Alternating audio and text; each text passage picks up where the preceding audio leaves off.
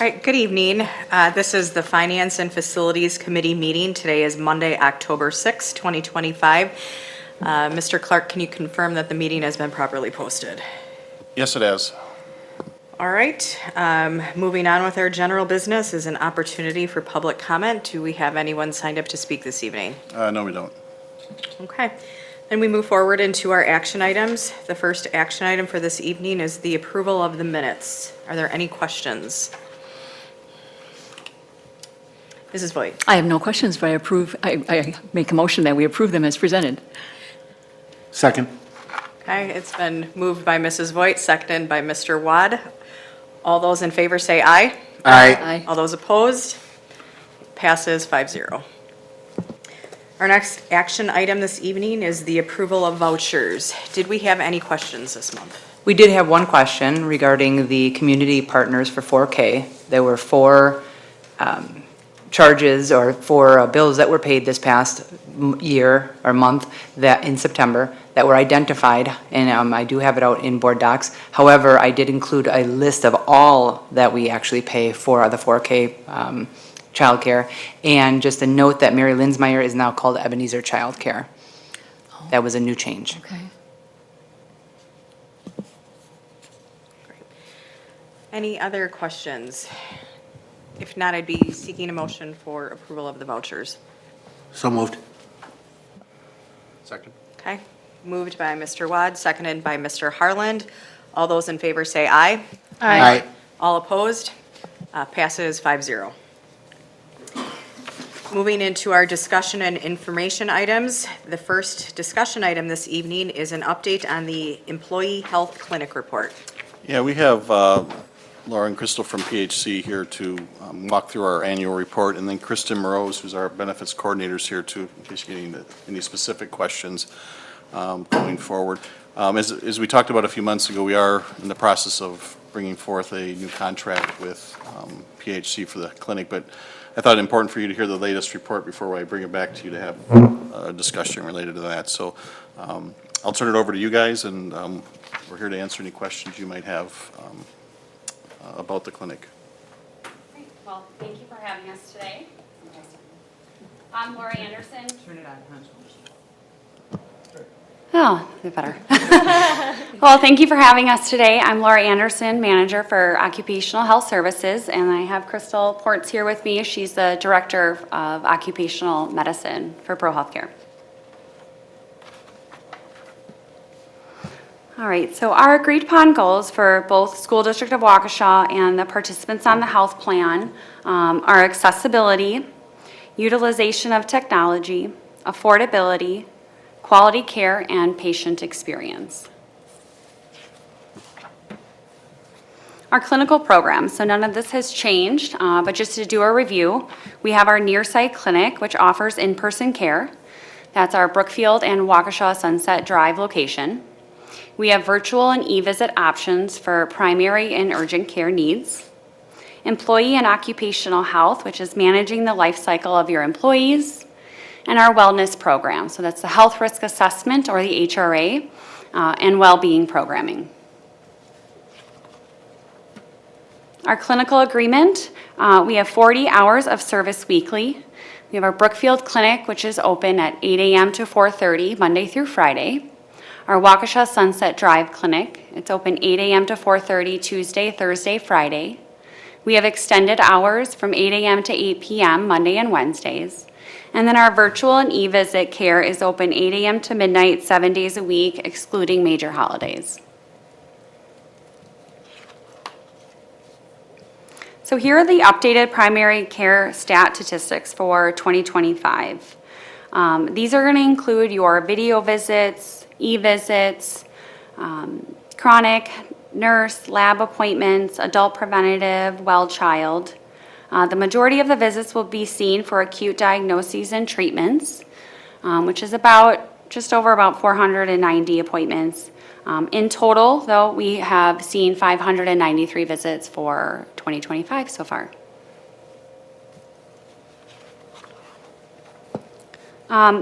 Looking at the year-over-year changes for the primary care visits. So the first 2 years remained pretty steady in those mid-600s. 2024 boosted up to 758 visits in the calendar year. And then we're currently, like I said, we saw 593 visits January through September. Expected volume by the end of the year, we assume is going to be about 780 visits. So still an incline in visits year over year. You know, more participants are utilizing the clinic. So that's great. Our employee health and OC health visits, so these are your pre-placement exams for new hires, your work comp and your work comp follow-ups. Currently, we've seen 300 pre-placement exams this year. Again, that's January through September. Your HRA employee evals, those are going to be your one-offs that are not included in the fall programming, that they're able to come to our clinic and do an HRA. And then your work comp and your work comp follow-ups that we've seen. So the year-over-year changes for the employee health and OC health visits, 22 to 23, you're hovering in that mid 400 range for your new hires. We've seen a decrease in pre-placement exams in 2024 and 2025. 2025 currently at 300 pre-placement exams, 22 work comp appointments, just like as we discussed. Expected volume, it's really just going to kind of depend on how many more new hires will be for the rest of the year, but kind of planning out could see up to 350 again, just really depending on how the year finishes out. But a significant decrease in pre-placement exams. So the health risk assessment, the three main reasons for completing an employee HRA. You're going to get qualitative insight on the health of the employees, early detection and prevention on both the employee side, but also the big picture of the health of your employees. And then you can create tailored wellness programs. So what we do is we have a yearly fall programming, which runs October through November. We have on-site school and clinic testing available. We have 1,600 appointments over that October to November timeframe. Saturday openings at the Waukesha Sunset Drive Clinic. We do get positive feedback on the privacy, accessibility, and the ease of the appointment, having it at the clinic. Last year alone, we saw 275 appointments just on the one Saturday alone. So it's definitely highly utilized. A lot of people love the Saturdays. We're hoping to add in some more as the years go on. And then at the end, you get that executive summary. And that's going to give you the complete overall wellness guide on the employees and spouses on the health plan. All right, the HRA appointment data. So this is pulled all from the fall HRA programming. So slight decrease overall in participation of the HRA in receiving flu shots. I wouldn't say it's a huge decrease. 2021 completing just over 1,500 HRA and 767 flu shots. Last year we saw just over 1,400 appointments and 644 flu shots. This doesn't include for like patients that may get a flu shot too outside of those clinic dates, so they can get flu shots all the way up until springtime. But just really looking at that fall programming.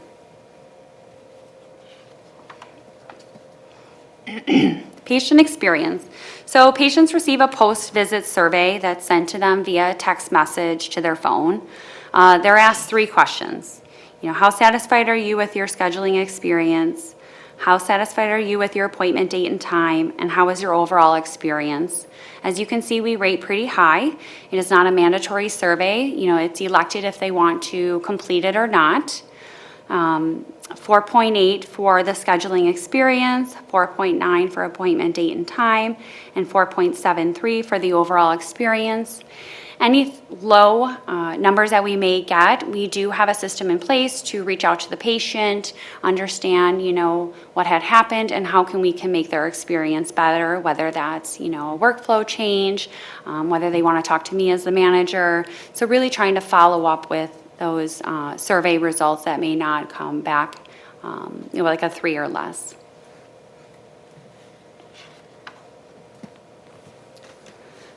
The quality dashboard. So this looks at an overall picture on how well our providers are addressing certain metrics at the patient encounter.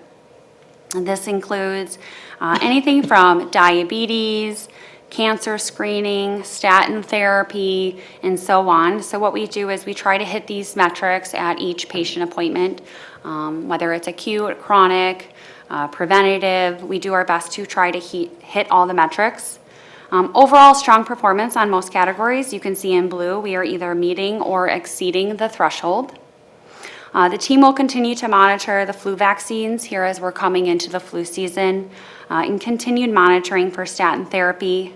Our fall risk, we will continue to monitor too. It's not something we do all the time in clinic.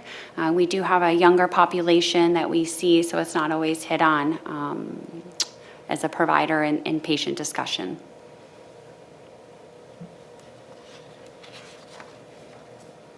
Affordability, just kind of reviewing. So for the customer experience, if the participant is coming to the clinic and they have not met their deductible, they pay a $30 copay. $0 if they have met their deductible or if it's a preventative visit.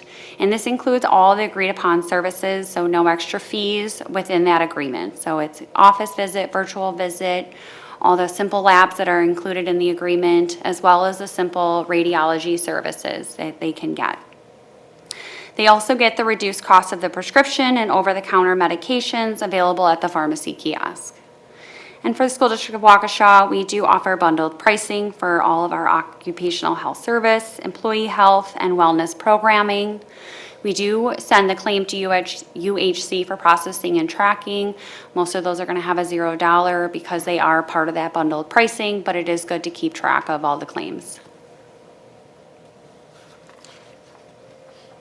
So going into the pharmacy kiosk, as you may know, we have the pharmacy kiosk on site at the Waukesha Sunset Drive Clinic for all School District of Waukesha participants who utilize the health plan. So several of the main key benefits to having the kiosk available would be the chronic medication, refill adherence, which leads to improved outcomes. You know, we can fill an established prescription up to a year's worth, so really that patient has that medication, whether it's 3 months, 6 months, or 1 year, they don't have to run out. Having the convenience and accessibility for the patient to leave with their medication in hand during their visit as well. This is very low cost to the participants. So most prescriptions, or all the prescriptions in the kiosk, are only $2 per script. And then between $4 to $8 for all over-the-counter medications they can also get at the time of the visit. On the back end, because we're able to deliver these medications in larger quantities, we're able to give the school district a discounted rate, which is overall saves money for the district.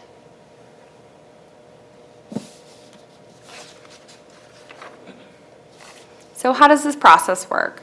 So one of our OC Health providers writes a script during a visit. Again, it can be in-clinic, virtual, e-visit, and sends to the kiosk for pickup. The pharmacy team receives that request and approves it. They'll do a quick chart review and approve that medication. Once it's approved, our clinic staff can pull the medication from the kiosk. They label it and prepare it and hand to the patient. The patient has the opportunity to talk to the pharmacist virtually via a tablet, and the patient is able to go home with that medication in hand. So really a simple process. We have a lot of the prescriptions in the kiosk available, and it's a quick, usually like a 10-minute process from the time that they're sending the medication to the kiosk, talking to the pharmacist, and being able to hand that medication. Looking at the overall kiosk usage for 2025, so we have dispensed 285 monthly scripts. So what does that mean? We count a monthly script as if a patient were to receive a 6-month prescription, we count that as 6 prescriptions. Because they're not coming back on a monthly basis, it truly is, 6 prescriptions that they're picking up. So 2024, we had an increased rate with 594 monthly scripts, with an average month around 49.5 dispensed for 2024. Slight decrease this year. Those are some of our goals that we are working on. The goal would be overall to meet 300 filled prescriptions per month. If we can attain this, it would significantly impact your financials on the back end. You would see a huge savings, which really is only about 15% of the prescriptions that's being dispensed through the health plan. So it's definitely attainable.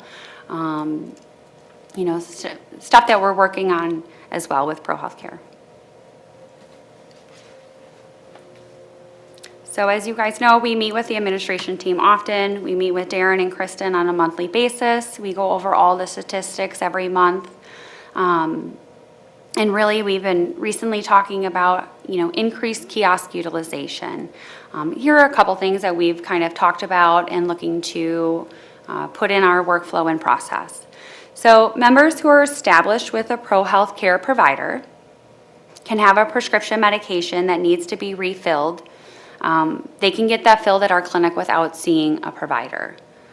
That means the participant can come to our clinic, they can state they need this prescription filled, and our provider can do a quick chart review and, again, send that prescription to the kiosk with that same process that we just talked about. They don't have to go to their PCP, they don't have to go to Walgreens and get a refill. They can just come to our clinic and say, hey, we need this prescription refilled. The provider does a quick chart review and then can get that filled. We're also working to initiate drive-up services for prescription pickup, which would make the ease, and accessibility a lot easier for the patient so that they're able to just come to the Sunset Clinic. They can drive up, they can call the number, we can prepare the medication and then deliver it out to their car so they're not having to get out of their car to pick it up. We are still working on finalizing that process and doing some IT extensions as well with our Wi-Fi. Additionally, we will have a provider table at the HRA event, so participants have the opportunity to ask questions, or they can meet with the provider right there and discuss their medications with the providers, or even switch their meds over to the kiosk right there at the HRA. Anything we can do to get in front of the participants, let them know we're here. We have the kiosk available, especially with, the new pre-placement that we're seeing every year. We just want to make sure that we're getting in front of them as well. So communications, again, we have ongoing huddles with the district and Pro Healthcare. We have prepared content for the district to distribute. We also distribute materials at their pre-placement exams if they express they are taking the health plan. And they're also available and populate on the internal website. We have promotional items that we often give out either at the pre-placement exams or at the annual HRAs. And then again, we have the annual HRA and flu program on site. So cost savings. So as you can see, a significant savings over the 3-year period that's listed here. 21 to 22, just over 315,000 saved. 22 to 23, established savings of over 574,000, and 23 to 24 was that predictive savings of 584,000. So 24 to 25, Pro Healthcare is working with Acrisure to get updated statistical data and updated reports. But with the increased clinic utilization that we are seeing, obviously those savings are going to continue to grow as well. So that is our quick update that we have for you guys. Any questions that you have for us? Mr. Wad? Thank you. Thank you for the, excuse me, thank you for the presentation. I have some questions around the pharmacy kiosk, Sure. if I could. So first, I just want to make sure that I got the numbers correctly. So your goal is 300 scripts filled per month, is that right? So it looks like we're hitting about 10% of our Of goal? that, yes. Okay. Yep. And did I also hear that the goal of 300 represents about 15% of the scripts that would be filled under the plan in a year? Yeah, so when we originally worked with Darren and Kristen on getting the pharmacy kiosk, data was sent to us. We worked with our pharmacy team, and that is the goal. So that would be about 15% of all the scripts that are dispensed out. Right.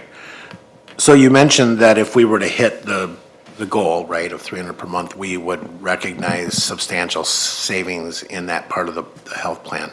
Do we have a number on that? Do we know, like, the delta between what we're saving now on script versus what we believe we could if we hit that goal? Yeah, I know that in our previous discussions, they did mention some numbers. I don't have them available, but I could certainly send them to Darren and Kristen, and they can share them with you guys at the next meeting. Yeah, that would be But great. it was pretty significant if we can hit that 300. Right. Do we get feedback as to why it looks like maybe the convenience of it, not having a drive-through is one piece of it.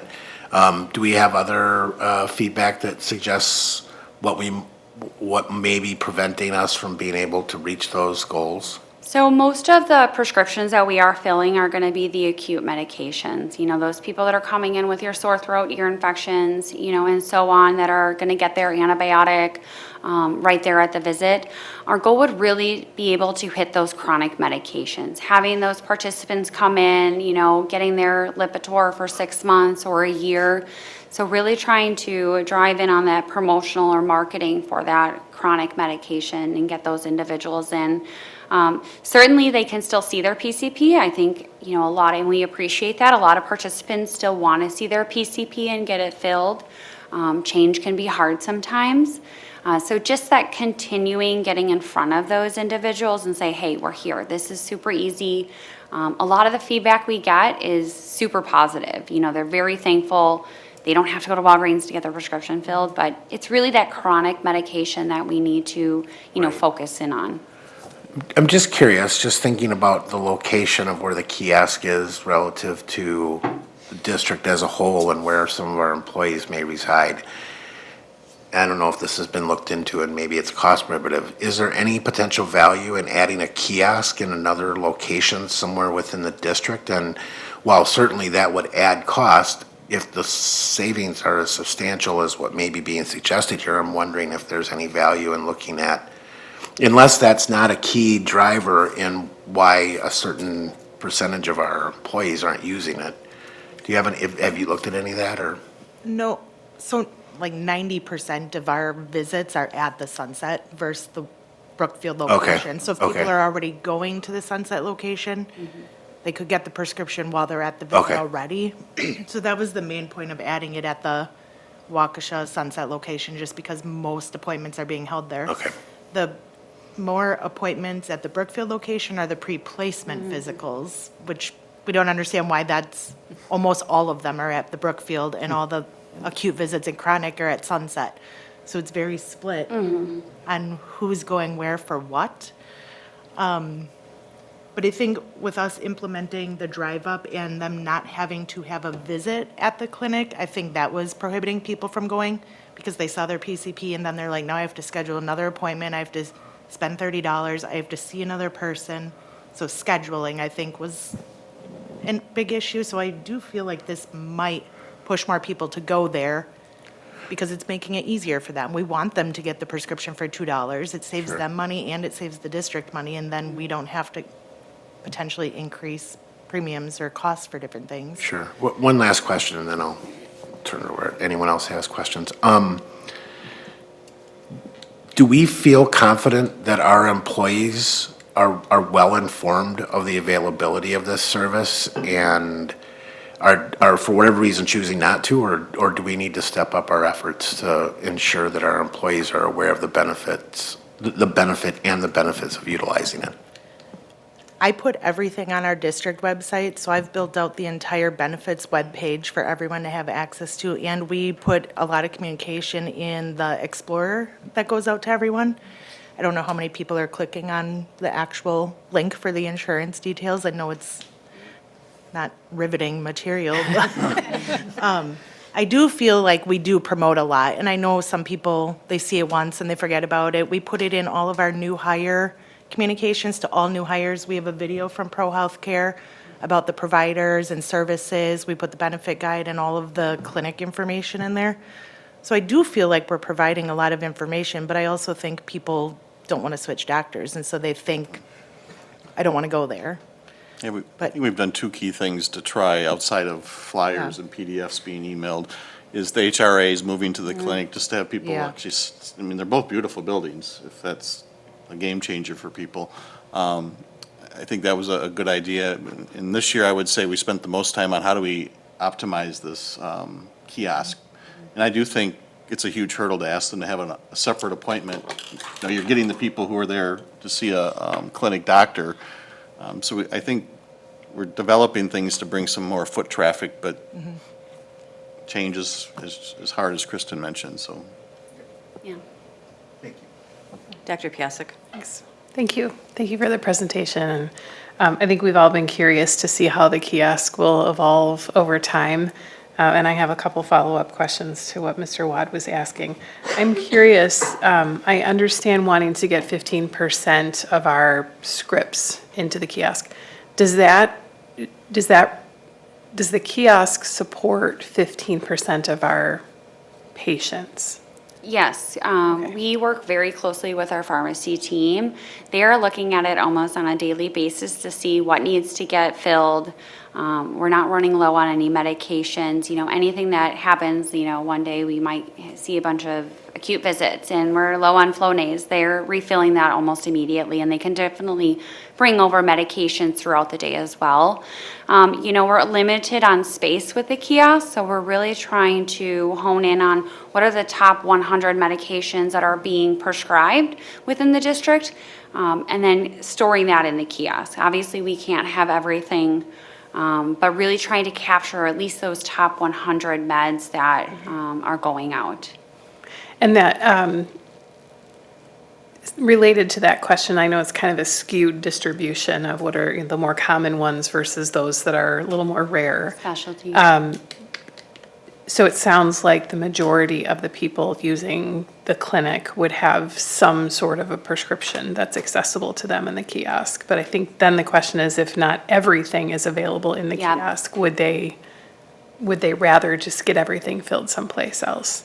Yeah, so we've talked to our pharmacy team about that as well, and, have collaborated and discussed, what are some ways we can increase that, right? Because you don't want to have to go to the clinic and pick up one medication and then go to Walgreens to pick up the rest of your medications. So that's still more in development. We've talked about maybe some type of delivery service from the hospital to the clinic to say, okay, these are the patients that are scheduled today. These are the prescriptions they can pick up. Can we get that delivered in the morning so when they go there, they can have all their medications? So still more to come on that. We realize, some of the, difficulties with having the kiosk at the Sunset location and how we can increase that utilization. Just like Kristen said, with the drive-up services too. If you're leaving your PCP, it's sometimes easier to just do a drive around and pick up your meds. So, let's offer drive-up services. So yes, we have recognized that, and we are in discussions of how we can increase, having someone be able to pick up all their meds at once. Now, if I remember correctly from our past conversations, it's $2 per fill. So if they're getting a Correct. year's worth of Lipitor, Yep. they're getting it It's for that $2. fill. And $2 seems like nothing, but would we have the flexibility to maybe offer a free fill for a certain number of people for a period of time to try to get them motivated to use the service? I mean, sometimes people respond to free differently than they do to $2, but Yeah, we can certainly offer whatever you guys want to offer. That's a decision and discussion, we can have together. We are not locked in at $2 either, so, certainly if you think free would be better, we can offer that as well. I don't mean like indefinitely. Yeah. Just going to end that topic now. I do think the $2 fee came from possibly Acrisure because of us having an HSA plan. There has to be some sort of I was gonna dollar say, amount yep. associated I with think it because we yep. can't do Yeah. free. Just like the $30, Yes. Yeah. we can't make the clinic free with our current health plan. Yeah.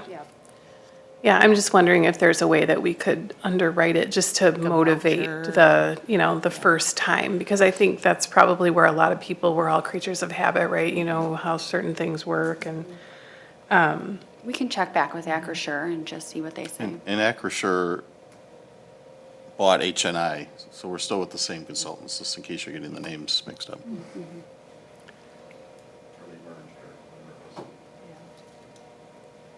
There may be other questions on the kiosk. I just have a quick, different topic, and that was do you know what the response rate is on your post-visit survey?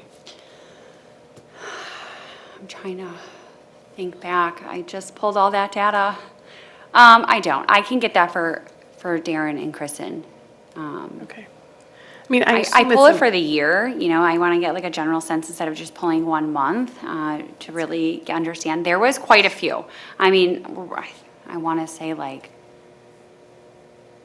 I don't want to It's okay, don't speak speak. incorrectly. That's fine. I'll get that for Darren and Kristen. I assume now. it's a minority of visits, but also to see numbers in those ranges, a lot of times people are more likely to respond if they're dissatisfied. So Sure. something's going right, I think, with the experience. Yeah, absolutely. And like I said, like we have those workflows in place. If someone does respond with, a 1 or a 2 or a 3, like we want to follow up on that right away and understand, what happened and what can we do to make the experience better. Thank you. So I want to just pick up on a couple of the questions, and I do want to go back to the kiosk. It's interesting for me as we talk about this, and I will just give as personal experience. Walgreens is awful. And if you've ever had to sit in a line, I've been a frequent flyer there the past couple of weeks. And I had a couple different pieces. So for our chronic things, lisinoprils or the blood pressures or metformins for diabetes, just taking a look at the requirement that the PCPs have for you to come back and see them a year before they refill it. And in theory, you don't get to ever see your PCP anyways. I think there's a lot to be said about the ease of the service to be able to use this for our chronic things and really starting to market and sell that piece as to get in there. I love the fact that we're looking at ways that you can do the drive-by because that's a game changer for Yeah. a lot of different people, I would say, for sure.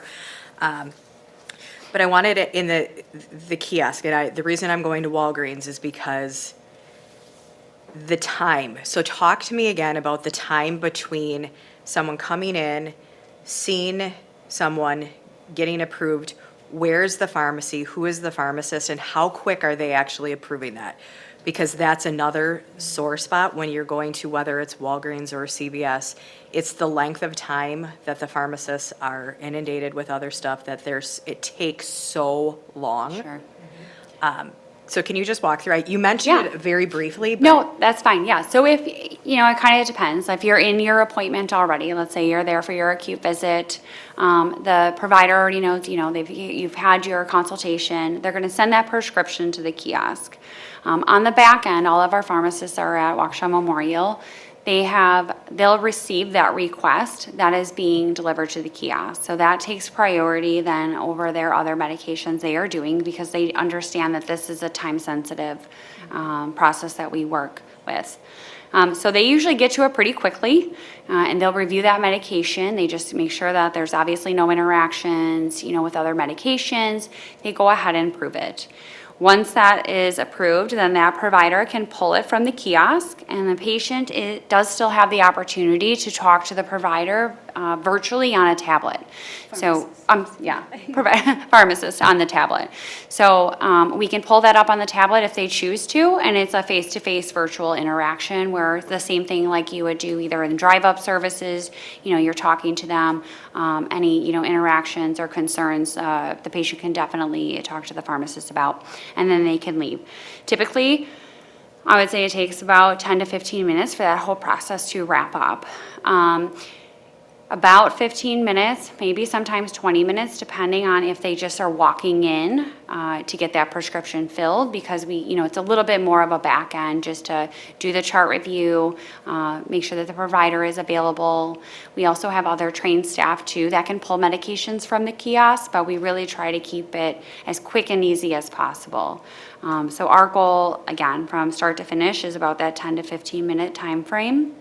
Obviously we'll continue to improve that. And especially, like I said, like the pharmacists know this is time sensitive. These requests need to be addressed pretty quickly, just to keep the patient, going and able to leave. Yeah, and one other part I wanted to highlight is the walk-in.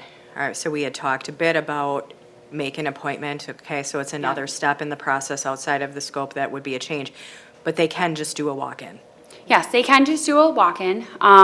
So what they will do, like the front desk staff usually just makes them a quick like nurse appointment, just so that the provider can go in their chart, make sure that they have an established medication. They've seen a provider. This isn't a refill we're doing that they haven't had refilled in a year.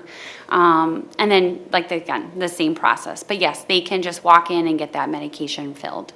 And I think that's something too, is kind of a buzz, right? Like I don't need to Make an appointment. wait. Yep. I love the kiosk. I think when we talked about this last year, the opportunities that this offers for our staff and their families Yeah. is amazing. And I echo, I think, several of the committee members who are saying like, how do we, shy of shaking the can here, how do we get you to engage and embrace this? Because it is a significant cost savings to them as well as Right. as the district. I mean, I love the both sides of that, but what we're offering is pretty significant. Yeah, and like I said, there's been so much positive feedback too. I mean, people just love it. They, they're there, they're sick with their child. They can get all their medications, they can get the Tylenol over the counter for them and just leave to go back home. There's no extra stops that they have to do, so just continue to work with each other and promote the kiosk at all the events that we can. I know we partner quite often too on like teacher in-service days. What can we do to get in front of it, the participants? Can we just have a marketing table or, just be right there for any questions. So we'll continue to do that as well. Great. Any other questions? Well, this is a great update, good topic, you. great benefit for our employees. Yeah, thank you for having us.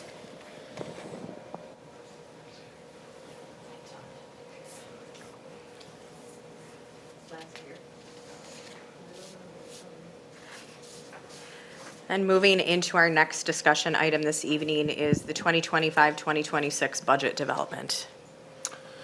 Yeah, it's, we've discussed for a long time now, almost a year, and we're wrapping up the finalization of, or finalizing the budget for the current year. And with that comes a lot of information in October. So I've updated several documents for you to breeze through, but I don't think I need to walk you through each of them. I'll just highlight a couple. The attached is a cash flow statement. We'll talk about the Fund 39 levy in terms of the overall levy. But the cash flow statement that we developed to get us to our payoff on April 1st of '26 is there for your review, so you can, at your leisure, or if you have questions on it. We've locked in investments of some of those reserves into some CDs and things like that, so we know what our interest earnings is going to be. So we really can hone in on this tax levy number, which is pretty close to what we've been guesstimating what it would be. At the end, when that payoff does come, we're going to be off by some few days of interest or something, right? So we might have to approve a transfer of $12.34 or something to or from Fund 39, but we're pretty close. That's why we locked in the interest that we did. Also, the certification of the equalized assessed valuation. The sheet is, the calculation sheet from the state is in there. We came in at a 9% increase. Again, that doesn't change our revenue picture at all. It's strictly a tax rate calculation issue. So our tax rate, as you'll see, is going to be below $5 per $1,000 of valuation, which if you would have asked me 6, 7, certainly 10 years ago, would we ever be at a $5 tax rate, I would have said there was no way that's possible. But again, it's important because people talk about tax rate a lot, but it doesn't change our financial picture whatsoever. And then I handed out to you the tax scenario sheet that we look at pretty often. And actually, I'll bring that up on the screen too so people can.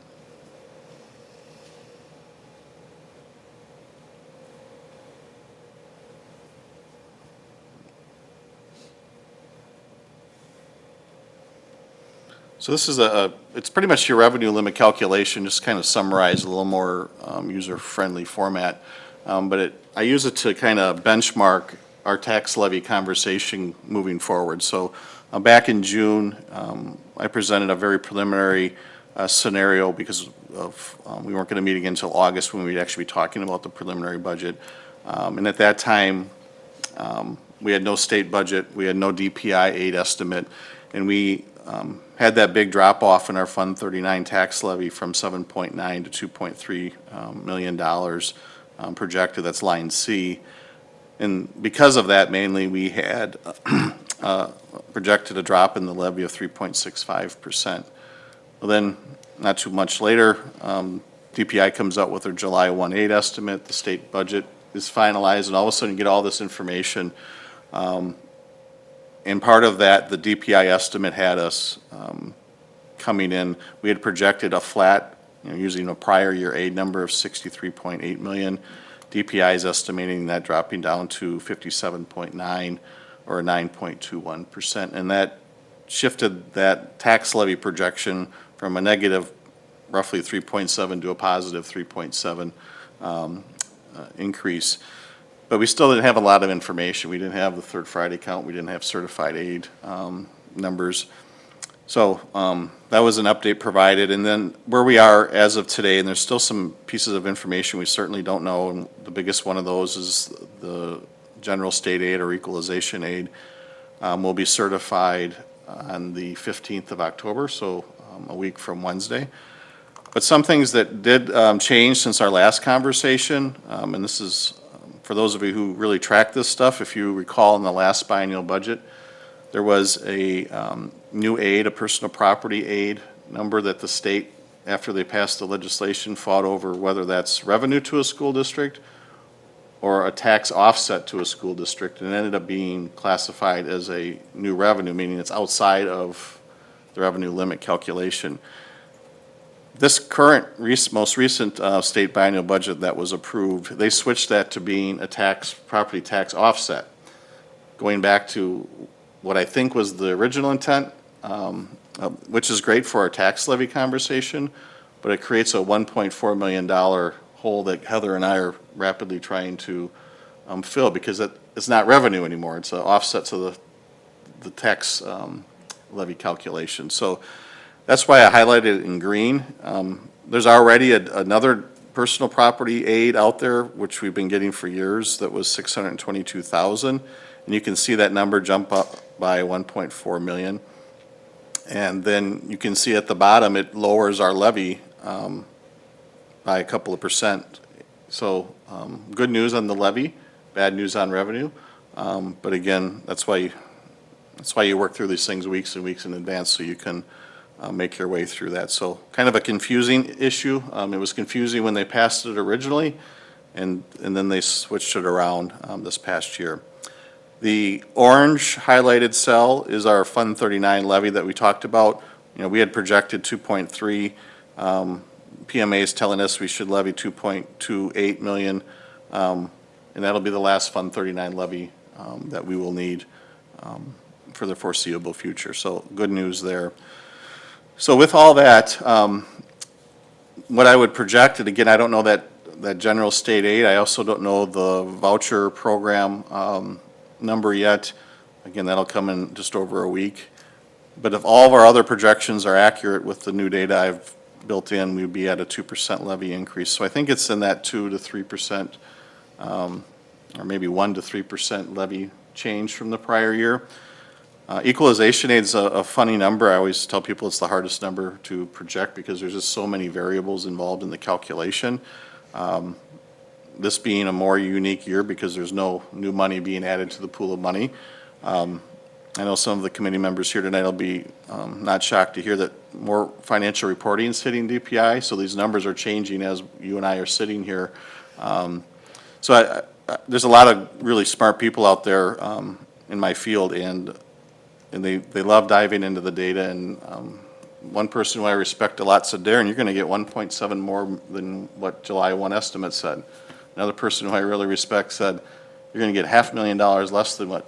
So somewhere in that bracket of information is probably where the truth lies.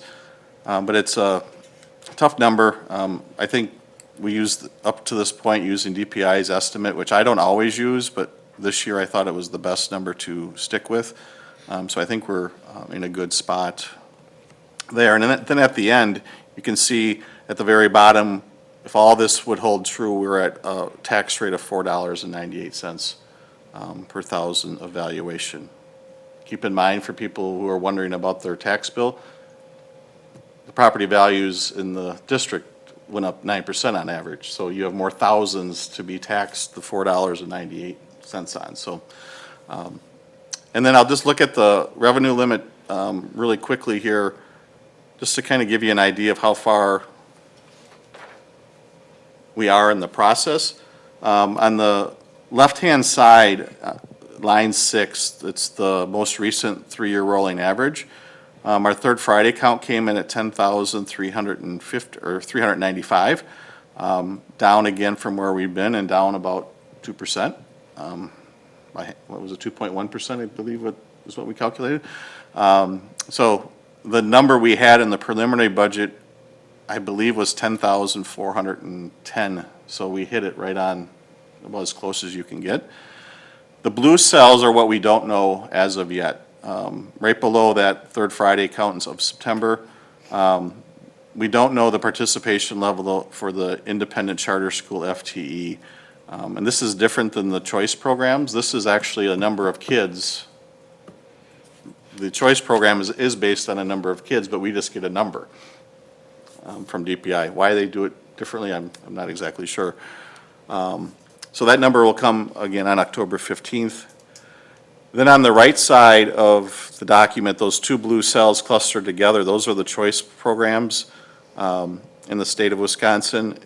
And I've budgeted a 15% increase in the dollar. Now, that can come in a combination of more money per kid and more kids. So I just do a flat percentage on the dollar amounts involved.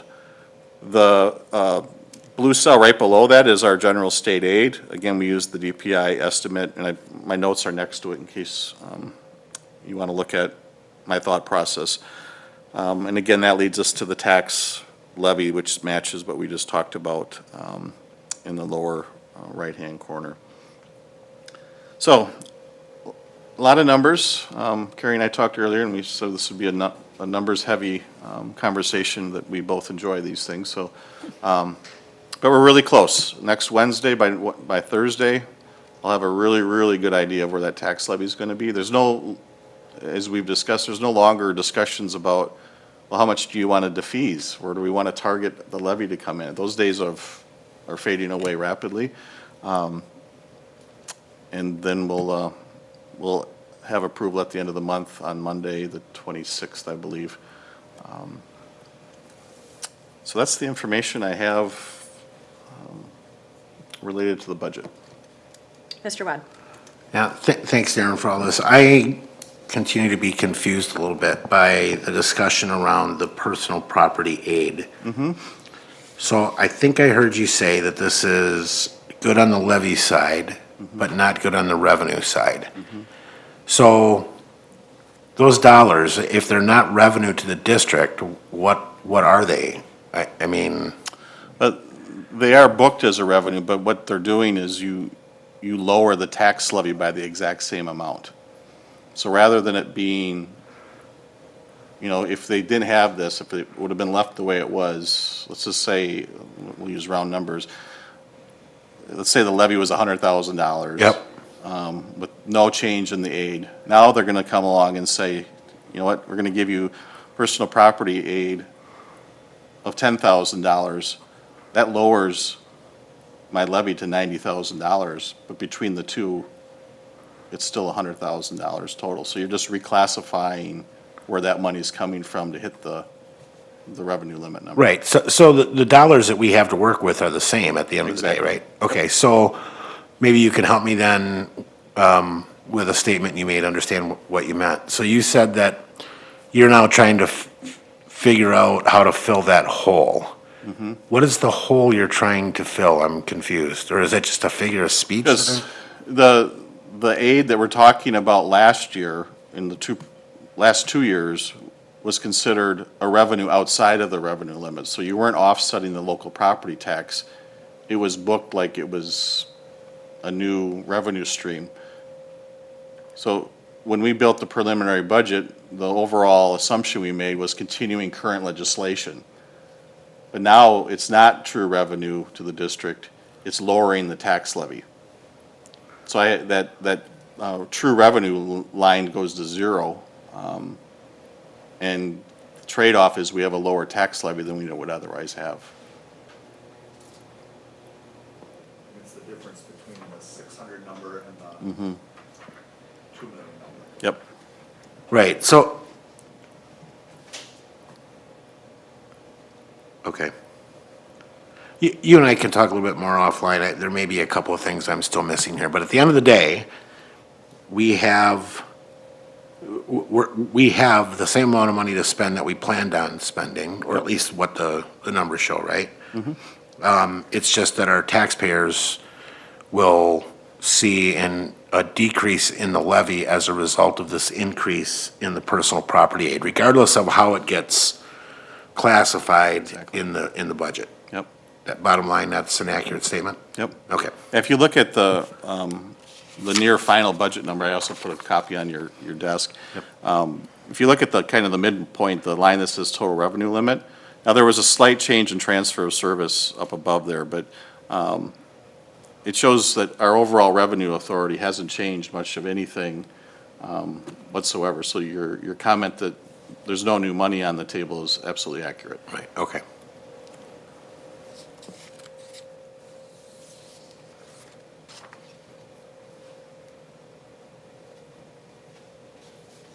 Any other questions? Comments? Okay, seeing none, we would move on to our last discussion item, which is the monthly budget report. Yes, so for this month, we had the preliminary budget for 25-26 has been entered and loaded in Skyward. So moving forward, when reports are presented, it will have the budget in, which is great for everyone. Staffing budget has been adjusted to reflect the actual staff for the 25-26 school year now that we have had staff paid, full staff paid again now in September.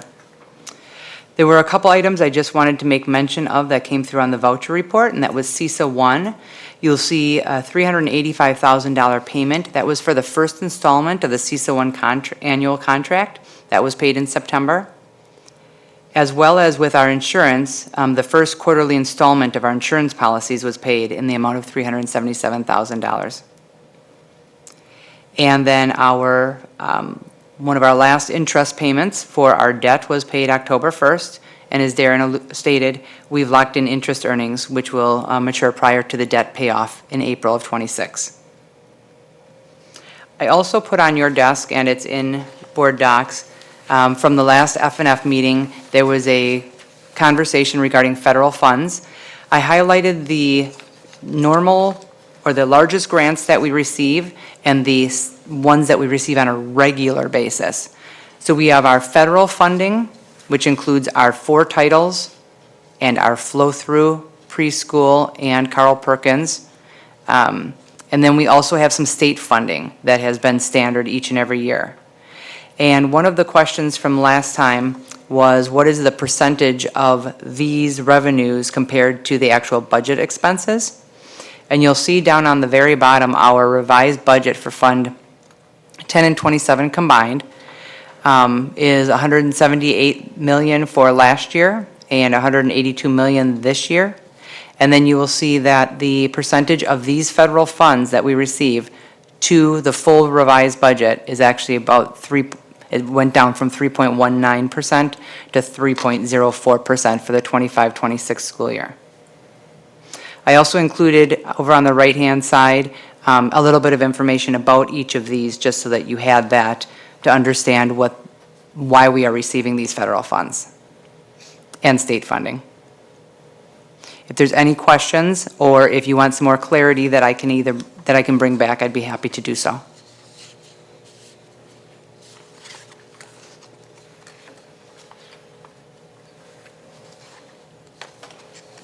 Thank you. Welcome. Then I'll just, unless there's other questions, I don't want to. Then I thought we'd update you on the closeout, because we're still going through the audit process for the 24-25 school year. So I put together this kind of the summary sheet of, started out as my notes, but then I thought I'd share it. And again, these are unaudited numbers. The actual audit itself isn't completed. Roughly, it used to be done earlier, but now it takes through pretty much through the end of the calendar year. And we try to report out in January or February. So I'll just hit on the few line items I thought would be the most interesting. So obviously, we're a service industry, so most of our costs are in salaries and benefits. So in Fund 10, we projected or budgeted, and I thought, overall, I thought we did really good in salaries and benefits, but Fund 10, we're in that, for salaries, 99% of our budget was expended, 97.2% of benefits, and then Fund 27, which is special education. I've never been this close on a salary before, especially for a section of our operation that needs new people on a pretty regular basis, but I'm gonna shout it out because it'll never happen again, probably. 100%. And then benefits, 99.6%. So again, overall, total, and you can see the dollars involved here. You're talking $131 million. We got 98.8%. But then there's the other side of our budget. There's a lot of things that aren't that. So for total Fund 10 revenue, we came up a little short.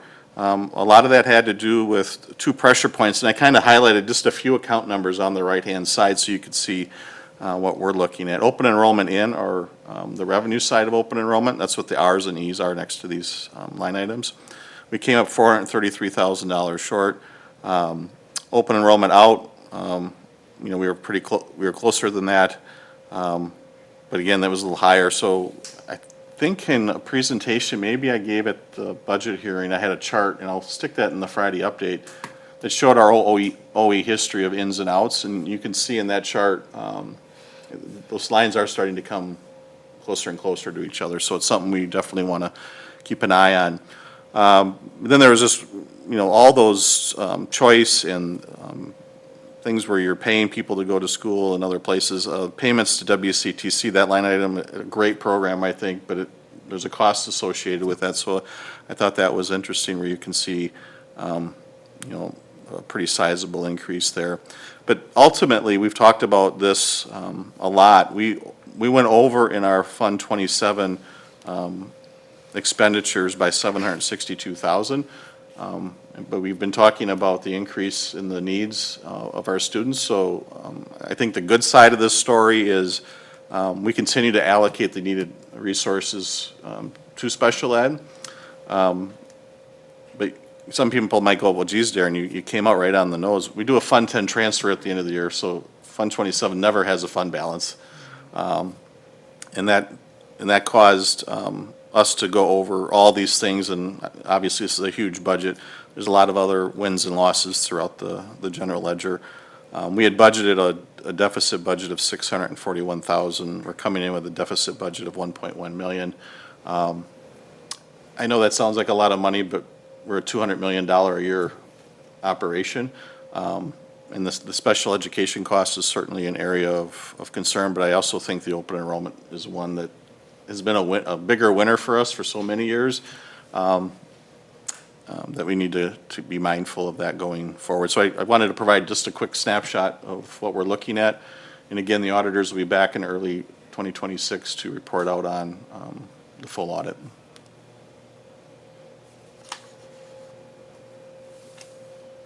Any questions? Okay, thanks. Continues to show kind of the decline that we're seeing.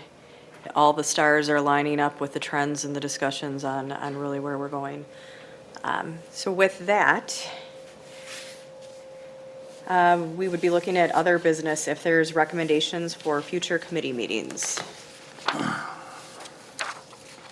Okay, seeing none, this concludes our meeting. On time. 6:29.